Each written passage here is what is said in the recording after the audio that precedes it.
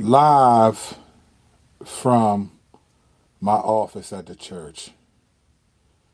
It's Kennedy, baby. This image that you are seeing is an image that I put up on our podcast, Strack and I on Cross Examine, on Wednesday night. And I specifically said that this image is the evangelical church waiting for the verdict of Kyle Rittenhouse and or Ahmaud Arbery. This is the image that I put up 2 days ago because I knew that this is what was going to happen. So I want to take a second and comment on this. I know you don't have to care about my opinion or whatever, but this is what we do. I'm Kirk Kennedy. I just want to give a few thoughts as the Kyle Rittenhouse verdict has come in and not guilty. And I want to remind you, for those of you who know me, people know that I really care about how the church responds to things. I really don't care about the broader cultural how they respond to things. Not that I don't care about the broader culture, but my main concern is how Christians relate to these topics and these issues. So I wanted to say a couple things. This won't be long. We did a podcast on this that's now currently on iTunes or whatever, and you can check out if you're watching on YouTube. We already have it. They go to Kirk Kennedy's corner, and you will hear me and Strack talk about justice. But I want to talk about the idolatry of justice for a second, and let me double down on what I mean by this. All right, so Kyle Rittenhouse was just given a not guilty verdict. All right, and so far within the last 2 hours, an hour and a half or so since he got the not guilty verdict, I've watched on my Twitter feed a bunch of people offended from Colin Kaepernick to believers that I know. Miscarriage of justice, white supremacist system, all of that's coming out. And on Facebook, you're getting some of the same thing, right? And you really can tell who agrees with what and based on the political side of things. But I want to talk about as a believer, right? There is an idolatry of justice that is happening before our eyes. It's been happening for some time. And you would think, well, wait a minute, justice is a good thing, right? Why should we want this? Here's a question you have to ask yourself. And I'm going to give an example. Believers are to care about evangelism, right? We are to care about making disciples. Let's just say if I have a burden to go out and preach the gospel, right? I genuinely care about people believing in Jesus. Let's just say that's my burden. And I go out and preach the gospel and no one believes in Jesus, right? If I say this afterwards, man, you people are stupid. That's why you're going to hell anyway. You guys are idiots for not believing in Jesus. You probably on the left or dem or whatever it is, right? If I respond that way, even though my attitude, my heart is I want to see people be saved, but if my response is immoral, if my response is anger or sinful, then I'm not glorifying God just because I have a heart for evangelism.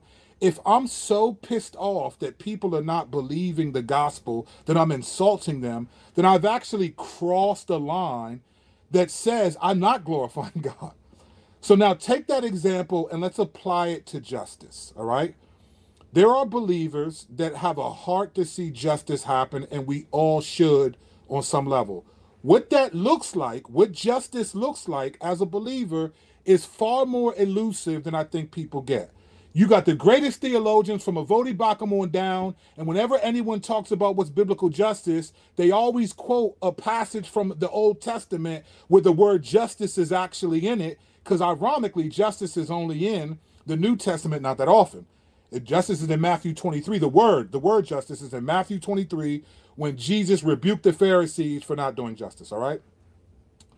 So when we're talking about justice, people seem to neglect that Jesus was the ultimate fulfillment of justice, right? So that's it. Jesus fulfilled. So if we're going to start with what justice is, we start with Jesus. I personally believe, and I think I can back this up plenty of times, that there is an idolatry of justice happening in our culture. And let me explain what I mean. I'm talking about among believers. So Kyle Rittenhouse was given a not guilty verdict, right? Whether you think he should have been guilty or not, that's fine. We are all entitled to have our own opinion, no matter what it is. Even if we weren't Christians. We used to say in America, it's a free country, right? That's what we used to say in America. When I grew up, it was a free country. We said it all the time. People don't say it's a free country anymore because it doesn't feel as much free, right? But we'll talk, that's a different conversation. What is justice? If I'm so offended at the verdict of justice because I have a passion for justice, and I'm willing to offend, insult, or do things or say things about other people who have a different expectation of justice or different understanding, then help me understand how that honors the Lord. Like if I'm so passionate about justice that I am calling people who disagree with me, insulting them, all these, how does that honor the Lord? That's that if my desire for justice can release me to be sinful in my morality towards other people, then that's not a passion for justice. That's a passion for self-righteousness. That's not justice. Jesus, and don't give me this Jesus flipped over tables crap. Jesus did that one time. And Jesus was also perfectly moral. Everything he did, every interaction was perfect. He obeyed the Father fully. Don't give me this flipping over tables crap as if Jesus commanded flip over tables, right? What we're talking about in reality is people are offended at a secular system of justice that is relatively unjust in many ways, has a historical pattern of injustice, many times gets it wrong, sometimes it gets it right, right? So when Kyle Rittenhouse, so have your passion for justice, do all of it. But if your passion leads you to be angry, bitter, judgmental, lose hope, then where is your confidence, brother or sister?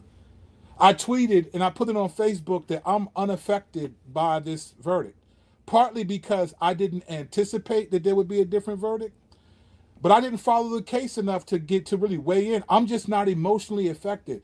We don't have the capacity right now, as we're talking, right now, as you, those of you who are watching me, as I'm recording this, right now as we speak, someone is being raped, someone's having an abortion, someone's committing adultery, someone's robbing a bank, someone is molesting a child, there's so many sins happening right now.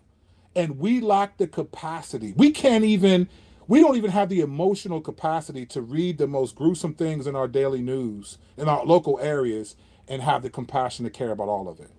I don't have to, as a Christian, care about every display of unjust, or whether I think Kyle Rittenhouse was guilty or not. We don't have the capacity, fam.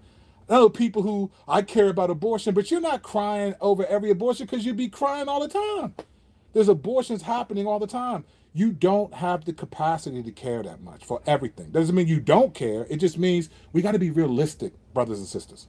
So as I'm watching this play out, this is what I predicted what would happen. This is what I said will happen on the podcast the other night.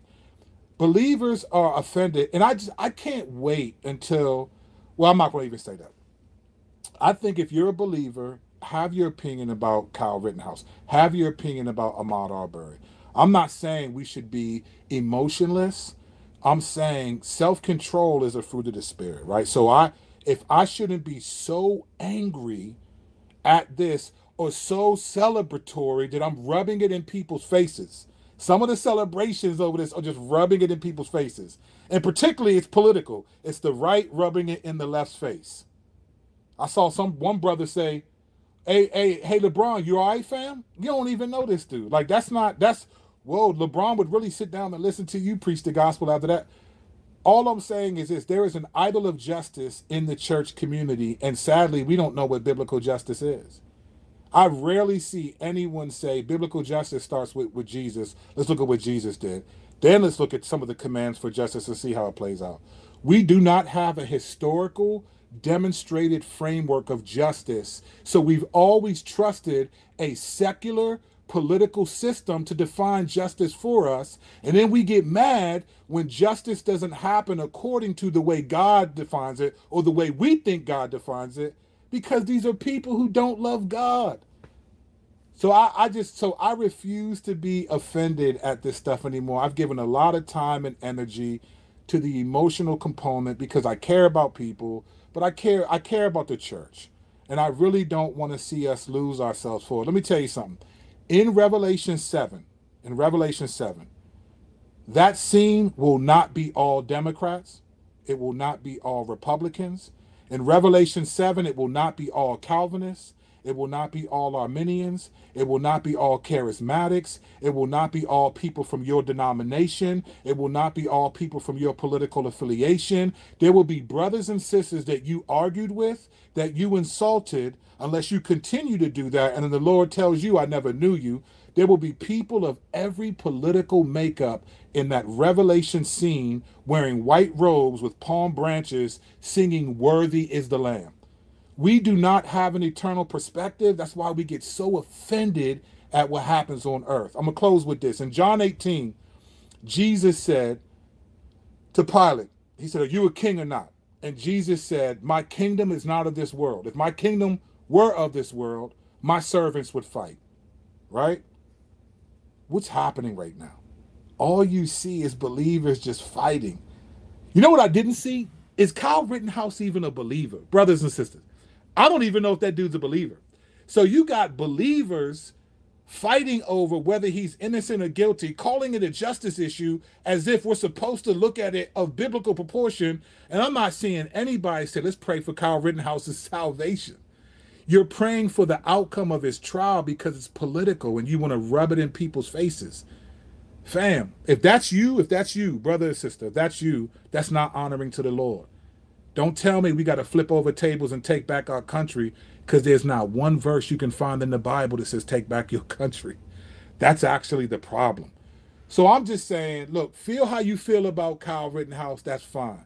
But don't act like people who don't care about the outcome or are not as emotionally affected as you, which I think is really sinful. Then don't get mad at me or other people because we're not like, oh my gosh, white supremacy, this and that. Listen, this is the world we live in. I'm trying to make disciples and make a difference. And if I can disciple somebody that has more connections to make a difference on a political level, so be it. But the Bible does not call Christians to take back their country. This is not God's country. This is God's planet. And there's a lot of stuff that's going to happen in the midst of it. And believers are just tripping right now. If you're honest, your kingdom is of this world. And the Lord is exposing all of this, Ephesians 5:11. He's exposing these deeds of darkness so that we can be like, you know what? My kingdom is not of this world. My kingdom is not of this world. There's going to be so much injustice that happens. I'm just like, I'm not going to flip out over it all the time. What I'm going to do is, by the best of my ability, by the Spirit of God, I'm going to maintain, I'm going to have my thoughts about it, but I'm going to keep it moving because bigger picture, I want to set my mind and my heart on things that are above, not on like the outcome of political trials that have nothing to do with Jesus, just so I can rub it in other people's faces who I disagree with politically, socially, and racially. Get over it, fam. Like, what are we really talking about right now? This is how whack the church is. The church confuses American morality with biblical morality and thinks it's the same. Come on, fam. I'm sorry. This Kyle Rittenhouse trial was about the Second Amendment. There is no verse in the Bible that supports the Second Amendment. And don't say when Jesus told them to take two swords and go out that supports the right to bear arms. That's American morality. Those are American laws. Constitutional is not biblical. Stop believing the hype. It's not that serious. Unless you were related to one of the victims, stop tripping, fam. Now, if Kyle killed one of my loved ones, I would have a different perspective, of course. I would feel differently. So I feel for the families that lost people, whether they sinned in the process of him or not, they still lost family members. In that, I feel bad for that. But man, I'm not going to pretend like I really care about whether or not this has happened or not. So much injustice happens, and I can only care but so much, and neither can you. So don't get mad at people for not agreeing with you or thinking that they don't think white supremacy this and you got to side with that. Get over it. You're going to be standing right beside someone who voted differently than you in eternity because Jesus was the one who voted for both of you. That's why you're there. Kirk Kennedy, signing off.